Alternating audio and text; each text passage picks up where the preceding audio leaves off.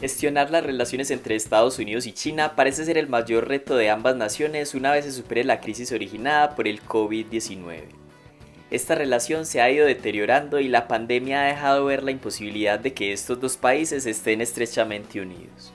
Hace unos meses, cuando se llegó a un acuerdo para terminar la guerra comercial, se pensó que las relaciones volverían a la normalidad. No obstante, a medida que la presión se fue incrementando al cuestionar el manejo y las decisiones alrededor de la pandemia, ambos países comenzaron a culparse mutuamente para desviar un poco la atención de sus errores frente al control del nuevo coronavirus. La suspensión de la financiación a la Organización Mundial de la Salud por parte de Estados Unidos comenzó a calentar el ambiente. Según Estados Unidos, la OMS no hizo bien su trabajo y afirma que Xi Jinping, el presidente de China, decidió ocultar información sobre el origen del virus. También lo acusa de haber negado las pruebas de que los chinos sabían sobre la transmisión del virus entre humanos, además de haber amenazado y reprimido al médico que intentó advertir sobre la aparición del nuevo virus. El presidente Donald Trump se ha referido al coronavirus como el virus chino, lo cual ha calificado China como un acto racista y xenofóbico. Por su parte, funcionarios chinos insinuaron que el ejército estadounidense fue quien liberó el virus. La presión ha llegado al punto donde altos funcionarios de la administración de Trump han presionado a las agencias de espionaje norteamericanas para que encuentren pruebas de que el laboratorio de Wuhan en China fue el origen del brote del virus. Aunque gran parte de la comunidad científica afirma que lo más probable es que el virus tenga un origen animal.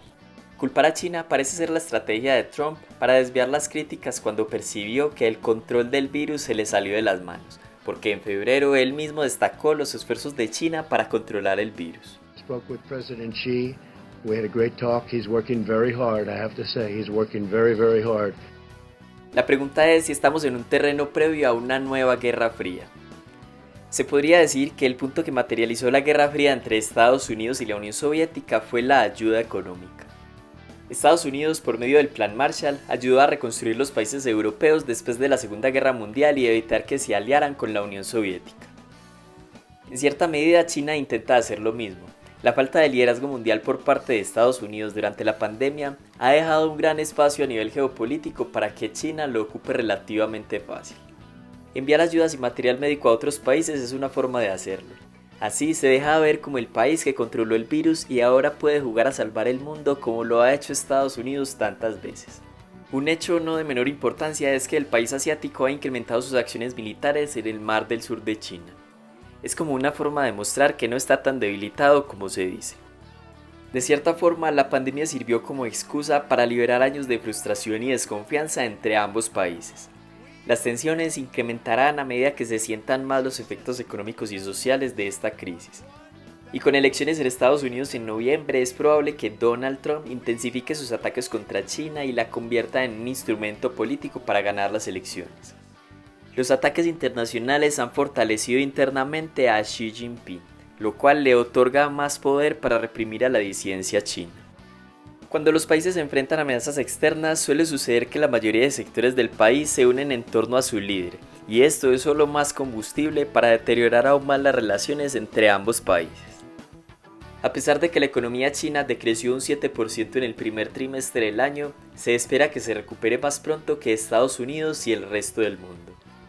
Las fábricas han comenzado a funcionar, y no se tuvo que endeudar hasta el cuello como lo hizo su contraparte, que sufrirá el mayor golpe a su economía desde la Gran Depresión. Con este panorama, los Estados Unidos tienen mucho que perder en el orden mundial. Si China logra desviar la atención sobre las críticas a la falta de transparencia de su gobierno, puede comenzar a crear un bloque político a su alrededor. No lo sabemos, pero es posible que China esté adelantado en el proceso para obtener la vacuna, lo cual le podría dar un elemento geopolítico adicional a su favor. Estados Unidos y sus aliados harán lo posible para opacar al gigante asiático, porque saben que ceder más terreno a China ayudaría a fundar la idea en el mundo de que los sistemas represivos y autoritarios son la nueva tendencia del futuro. Con el agravante para el país del norte que a diferencia de la Unión Soviética, China sí es una potencia económica. Uno de los factores que podría frenar un conflicto como una guerra fría es la gran dependencia de Estados Unidos de la industria china. Y aunque tengan la intención de crear estrategias y reorganizar sus relaciones comerciales, son procesos que no se cambian de un día para otro. Además, un conflicto con China dificultaría aún más la recuperación económica de Estados Unidos. Y un dicho que repiten mucho en ese país es que las crisis no reeligen presidentes.